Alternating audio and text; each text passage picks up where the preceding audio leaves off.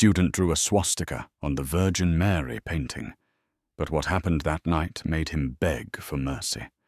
The hallway of St. Jude's Catholic High School was dark and empty at 11 o'clock on a Tuesday night. Security cameras couldn't catch everything, and Ethan Miller knew exactly where the blind spots were. He stood in front of the painting that had hung in this hallway for over 100 years, Our Lady of Sorrows. 5 feet tall, oil on canvas, showing the Virgin Mary with 7 silver swords piercing her heart. Her face was turned upward, eyes closed, tears painted so realistically they seemed wet in the dim emergency lighting. Ethan pulled a thick black marker from his jacket pocket. His hand shook slightly, not from fear but from anticipation. 17 years old and invisible to everyone who mattered, this would be his moment. This would make them notice. He uncapped the marker. The smell of permanent ink filled his nostrils. With quick, angry strokes, he drew a crude swastika directly across the Virgin's face, black lines cutting through painted tears, covering sorrowful eyes, defacing something beautiful with something ugly. The squeaking of the marker was the only sound in the empty hall. Ethan stepped back, feeling a cheap thrill of power. Let them try to ignore him now. Let the nuns and the priests and the perfect Catholic kids explain this away. He pulled out his phone, snapped a photo, and disappeared into the night. The scream came at 7:43 the next morning. Jenny Rodriguez, a junior, had been early to school as always, but when she rounded the corner into the main hallway, she stopped dead and let out a shriek that brought half the faculty running. Students gathered in horrified clusters, whispering and pointing. Some crossed themselves. Others pulled out phones to take pictures before teachers started shooing them away. Sister Agnes arrived last, moving with the careful steps of someone who'd seen 8 decades pass, but still had work to do. She was tiny, barely 5 feet tall, with hands like paper and eyes that had watched generations of students grow up and move on. When she saw the painting, her face didn't twist with anger like the other teachers. Instead, something broke inside it. Pure, heart-breaking sorrow. She knelt right there on the linoleum floor, pulled out her rosary, and began to pray. Principal Martinez was already on the phone with the police.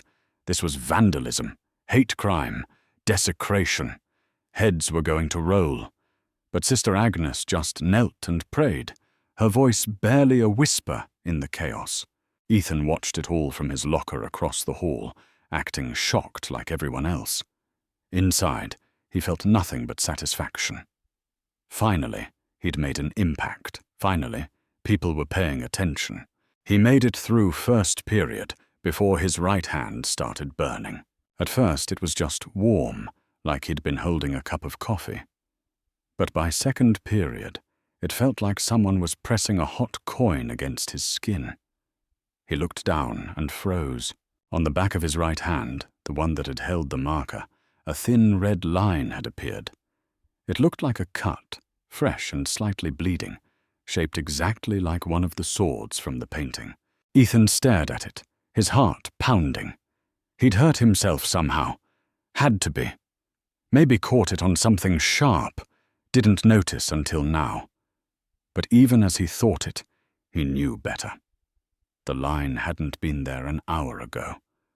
And it was too perfect, too deliberate. He pulled his sleeve down and tried to focus on class. But the burning got worse as the day wore on. That night, Ethan lay in bed, staring at the ceiling, his hand throbbing like it had been branded. The red line was deeper now, more defined. It hurt to make a fist, hurt to write, hurt to do anything. Around midnight, he heard weeping, soft, heartbroken sobbing coming from somewhere outside his bedroom door. Like a woman crying into her hands, muffled but clear. Ethan sat up, listening. His parents were asleep downstairs. His sister was at college. The house should have been silent. The crying continued. Quiet, desperate. the kind of weeping that came from deep grief. Ethan crept to his door and pressed his ear against it. The sound was definitely coming from the hallway. He turned the handle slowly, opened the door a crack, and peered out. Nothing. Empty hallway, dim nightlight plugged into the wall outlet. But the weeping continued, seeming to come from inside his own head now. He closed the door and backed away, his heart hammering. The crying went on for another hour before finally fading into silence. The next day was worse. The mark on his hand had spread, becoming more sword-like, the edges sharper and more painful. And everywhere he looked, he saw reflections of the defaced painting, in the black screen of his phone, in the windows of cars, in the dark surface of his water bottle. Always the same image, the Virgin Mary with his swastika slashed across her face, but now her painted eyes seemed to follow him, filled with an sorrow so deep it made his chest ache. Ethan tried to focus on his classes, tried to act normal, but the guilt was eating him alive. Every reflection showed him what he'd done. Every surface threw his sin back at him. That afternoon in the library, he was staring at a blank computer screen when the reflection appeared again. But this time, something was different. The Virgin's mouth moved. No sound came from the screen, but he could hear her voice in his mind, soft and broken. "Why do you add this sorrow to my heart?" Ethan jerked back from the computer, his chair scraping against the floor. Other students looked up, annoyed by the noise. But when he looked back at the screen, it was just black plastic, reflecting the fluorescent lights. The third night was when everything fell apart. Ethan hadn't slept in 48 hours. The weeping in his head was constant now, a soundtrack of grief that followed him everywhere. The wound on his hand burned like fire, and the smell of funeral flowers filled his room, even though there were no flowers anywhere. He huddled in the corner of his bedroom, shaking and exhausted, wondering if he was losing his mind. Maybe this was what guilt felt like when it went too deep. Maybe this was what happened when you crossed a line that shouldn't be crossed. His phone buzzed. A text notification. But when he looked at the screen, it wasn't a text. It was the photo he'd taken of the defaced painting. He tried to delete it, but his fingers wouldn't obey. And as he stared at the image, something impossible happened. The painted face began to move. The Virgin's eyes opened, looking directly at him through the phone screen. Her mouth moved, and this time he could hear her voice clearly, filled with a sorrow that made his soul ache. "You marked my face with the symbol of your world's greatest sin. Do you know what you have done?" Ethan dropped the phone, but her voice continued, coming from everywhere and nowhere. "That symbol represents the death of 6 million of my children. It represents hatred made manifest, evil given form, and you drew it across my face like it was nothing." "I'm sorry," Ethan sobbed, crawling toward the phone. "I didn't think. I was just angry. I'm sorry." The voice softened, shifting from judgment to something that sounded like mercy mixed with pain. "My son already suffered for this sin. The hatred you marked me with, he carried it to the cross. But do you understand what you have done to your own soul?" Ethan was crying so hard he could barely speak. "Please just make it stop. I'll fix it. I'll do anything." "Then go," the voice said gently. "Go and cleanse what you have defaced. Learn what that symbol really means. Carry the sorrow you have caused." The phone screen went dark. The weeping stopped. The burning in his hand faded to a dull ache. Ethan sat alone in his room, feeling more ashamed and empty than he'd ever felt in his life. The next morning, he walked into Sister Agnes's office. She was grading art papers at her desk, her reading glasses perched on the end of her nose. When she looked up and saw his face, pale, exhausted, haunted, she set down her red pen and folded her hands. "You look like you haven't slept, Ethan." He held out his right hand, palm down. The red mark was still there, faded but visible, shaped like a sword. "I did it," he whispered. "The painting. It was me." Sister Agnes studied the mark on his hand, then looked into his eyes. She didn't seem surprised. Disappointed, maybe. Sad. But not surprised. "I know," she said quietly. "You know?" "Our Lady told me." She stood up, moving slowly. "She also told me you're sorry. That's why you're here." Ethan broke down completely, sobbing into his hands like a child. Sister Agnes let him cry, waiting patiently until the worst of it passed. "Why aren't you calling the principal?" he asked finally. "Because you didn't come here to get in trouble. You came here to make things right." She walked to a supply cabinet and pulled out a bottle of solvent and some soft cotton cloths. "Atonement isn't punishment, Ethan. It's the work of making things whole again." They walked together to the main hallway. The painting was still there, still defaced, surrounded by yellow caution tape.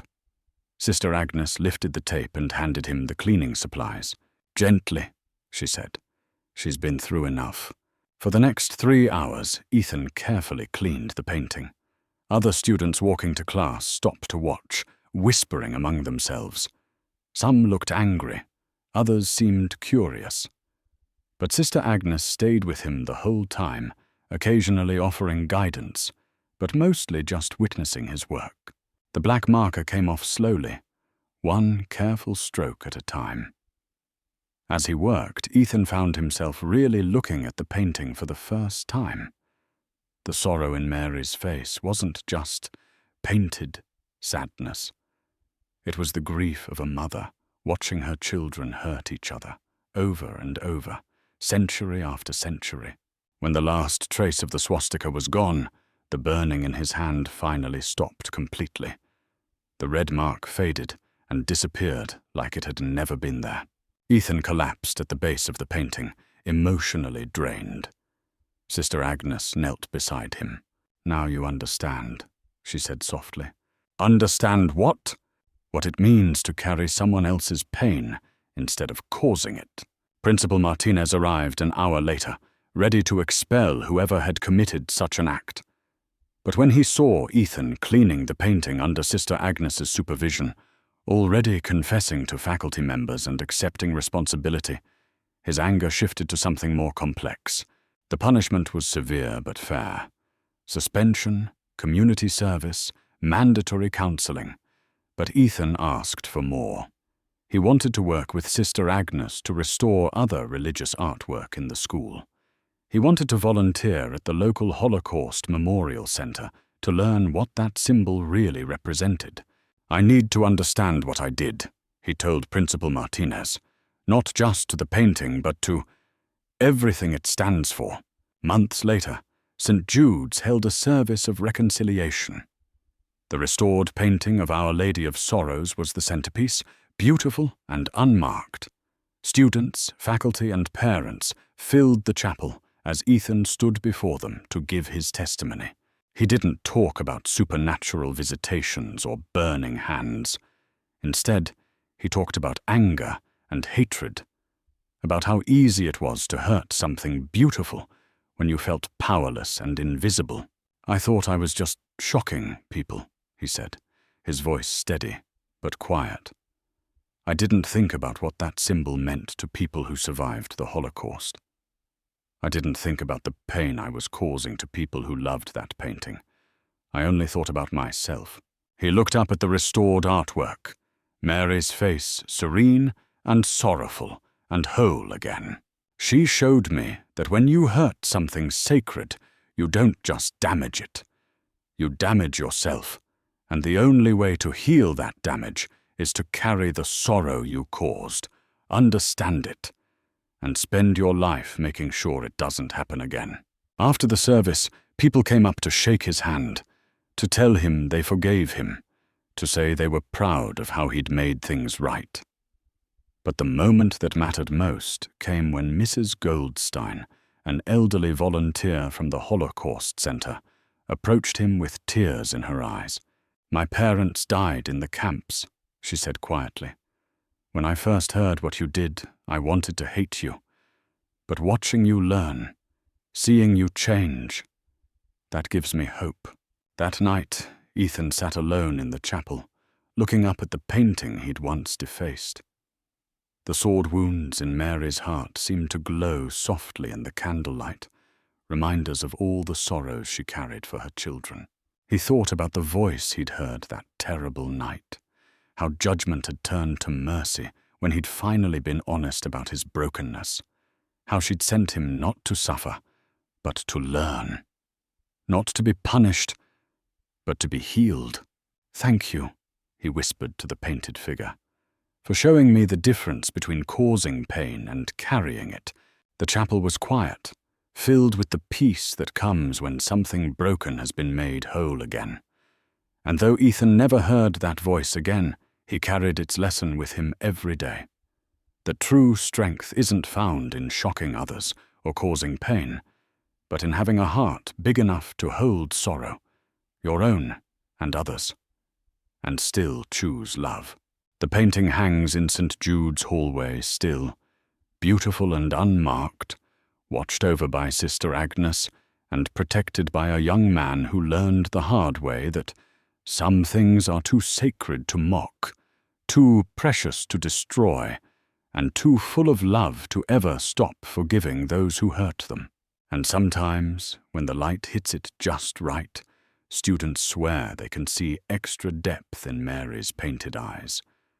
Not sadness alone, but the kind of compassion that can look straight into the heart of human cruelty and still find something worth saving.